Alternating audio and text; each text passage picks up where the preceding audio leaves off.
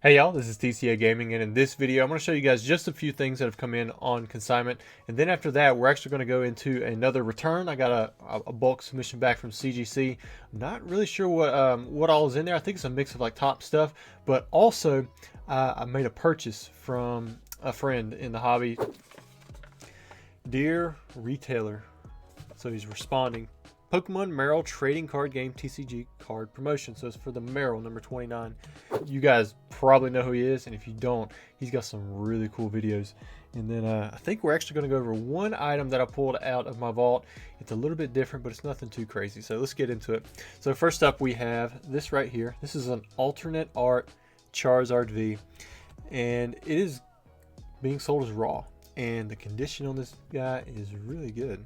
Honestly, it would have probably done very well if it had been submitted. So it might be one of those things where if somebody doesn't pay for it, I'm going to pick it up myself. Also guys, if you haven't already, hit that subscribe button. It's really helpful. And there's a base set Japanese Charizard. Got an 8.5 Dark Dragonite. This Mew is pretty cool. This so if you're familiar with the Pop Series, all of the cards that come out of the Pop Series packs are non-holo. However, you could get holographic cards in promotional releases like blister packs, check lanes, that kind of stuff. And with this particular Mew, there's a version with an upside down backside, which has this nice little sticker over it so that you can't see it very well. But you can see that, well, maybe not with that. Let's we'll open up a pack just so I can give you a little bit better idea. So the back of a card, you have the red up top, and I could probably pull it out of the sleeve, but I might break it. And you can see that the Pokeball is actually upside down. Let's just go ahead and pull it out. I can always re-sleeve this sucker. So yeah. Now there is a corrected version. I believe there's also a Pikachu. I want to say that there's the non-holo one, which comes from the pack, which is actually more rare than the holo version with both the regular and the corrected. So like in this one, the error is the one that's usually a little bit more common, but sometimes it brings a higher price just because people see that upside down backside and they actually like that.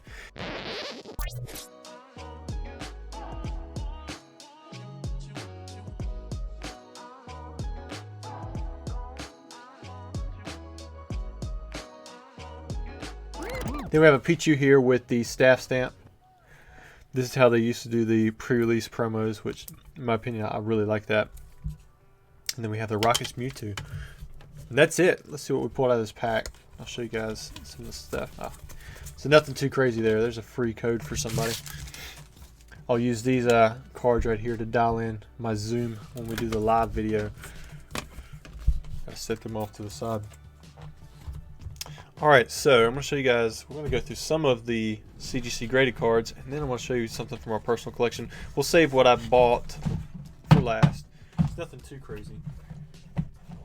So I haven't even looked at these from the CGC submission yet.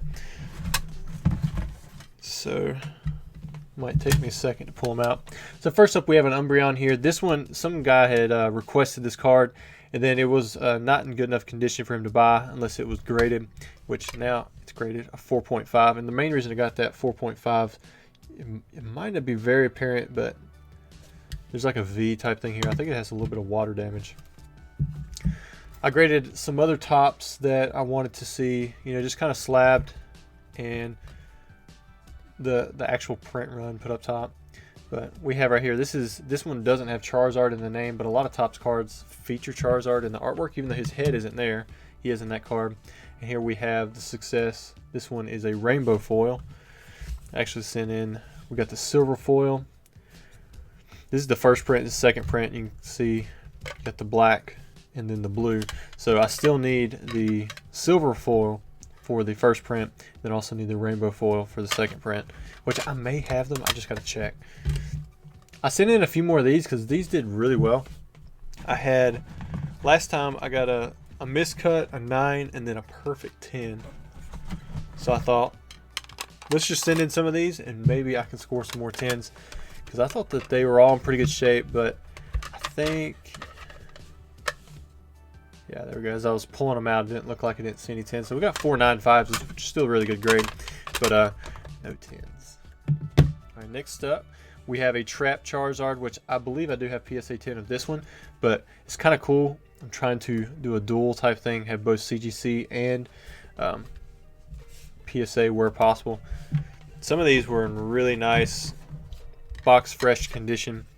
Here we've got two of the Trap Charizards. You got the silver foil and then the rainbow foil, which that one almost looks like it has a little bit of a waviness to the texture of the holo foil. Got the 9 and the 9.5. Both of them are blue, so those are first print. Let's see what else we have here. I didn't send these in too long ago, maybe a month and a half ago. Oh, there's some more Trap Charizards. There's a first print rainbow foil. That one got the 9.5. Regular tops.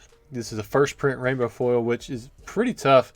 The rainbow foils in the tops, if you're trying to pull them from the pack nowadays, it's like near impossible to get them in great shape.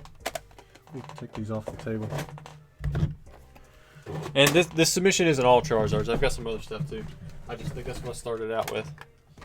Well, there's a fourth print rainbow foil. Got the 9.5. That's pretty good. Second print silver foil, and then there's a die cut with a 9. I do have that one in PSA 10. Let's see what else we have here. Here's my nice pit stain for you guys. That's how you know you're a professional YouTuber. Got an 8.5 on the stickers. This is actually Series 3, the Orange Islands. Pretty cool artwork there. This one is Johto series. Got one of the snap cards with the Charizard in it. It's holo foil. Ooh, we got a pristine 10 on that one. First print, first movie, Farewell. Beautiful artwork. Like to get that one in a holo foil. Round 1 equals defeat. Got first and second print. You can see you've got the clone Charizard, Blastoise, Venusaur, and the Mewtwo. And then we have the Tears of Pokemon trying to save Ash. They cry and they turn him back from stone. They save him. Got a pristine on that one. We're about halfway through that. The second half should be a little bit easier for me to get out since I'm not fighting with the first half. At least I think. Maybe next time I'll go through and I'll pull them out like I normally do. All right, next up we have the Stick-On Cards Series 2. This one got a 5.5. I think it, yeah, down here it looks like it got crumpled up or something. Somehow I missed that. Got a 9.5 on the pop out for the Venusaur. These are pretty tough to find. Here's a first appearance hologram. This is the Hoot Hoot. If you guys remember, DNA just had a 7, PSA 7 that went through auction. Here's a Chrome Venusaur, mint 9. Chromes have come down quite a bit in price, which kind of makes sense. They're a little bit easier to grade than the regular tops, but they're way more popular. There's a Spectra Chrome Pikachu. I think we pulled most of these on camera when we were opening up some of those Topps Chrome packs. If anybody knows of a Topps Chrome booster box that's for sale, that's for a reasonable price, I would consider buying one of those so that we can open it up on the channel. There's a Blastoise. There's a regular Chrome Pikachu. Another Alakazam in the 9.5. Got a 7 on the second print silver foil. I must have missed some damage on that one. There's a rainbow foil on the Blastoise. How many pristines have we had? Just 2? Definitely not doing as good on this one as we did that first submission where we were like, what was it, like 21 for 50 on 10s? That's just crazy. At least for CGC anyways. I know with PSA that's pretty much about their average. Was it 37% or something like that? There's a 9 on the silver foil. There we go. People like this one. You've got the checklist card, and it makes you wonder, why is there not Charizard on this card? That would have been very cool. There's the Lugia, the Johto Series 1 sticker cards. They're pretty tough to find, so I wanted to grade this one. Got the 9.5 on the first print rainbow foil Dragonite. That'll probably do pretty decent if I auction it off. Got a clear card Mewtwo with the 9 and another one with the 8. Man, most of these clear cards, I've got a bunch of them. I expect them to do a little bit better on them. 9.5 on another Pikachu.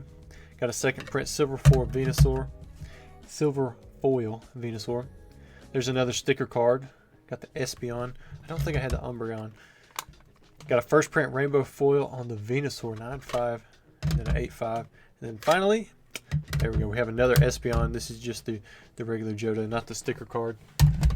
That one pulled the 8.5. So we got some pretty unique cards there. You might not see those every day, but nothing there that's too crazy rare. I would say the Hoot Hoot is probably one of the top cards that we show them. First appearance stuff, people love opening up those booster packs just for a chance at pulling those. Of course, the Lugia is the one that everybody goes for.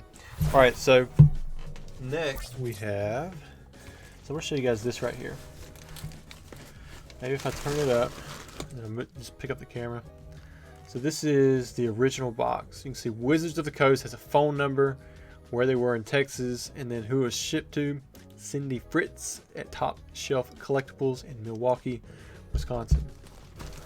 Now, what I want you to do is take a guess in the comments for all of you who made it through all those submissions. What do you think is in this box? Just take a guess.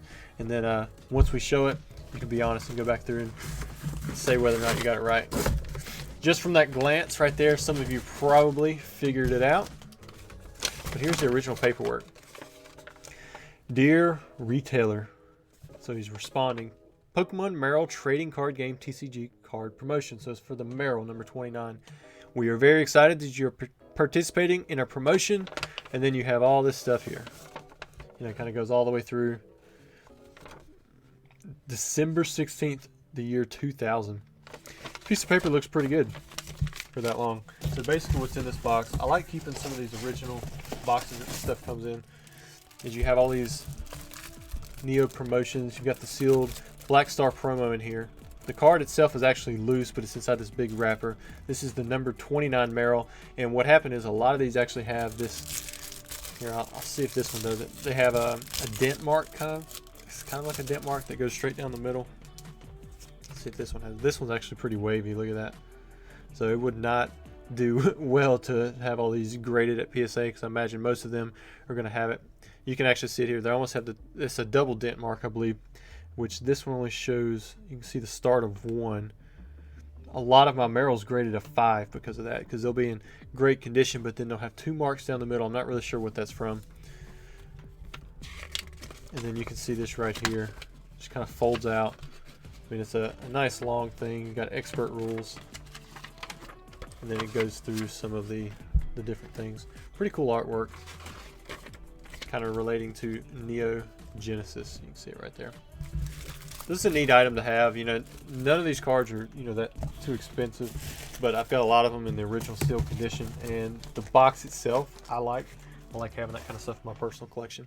All right, then finally, what you guys may have been waiting for.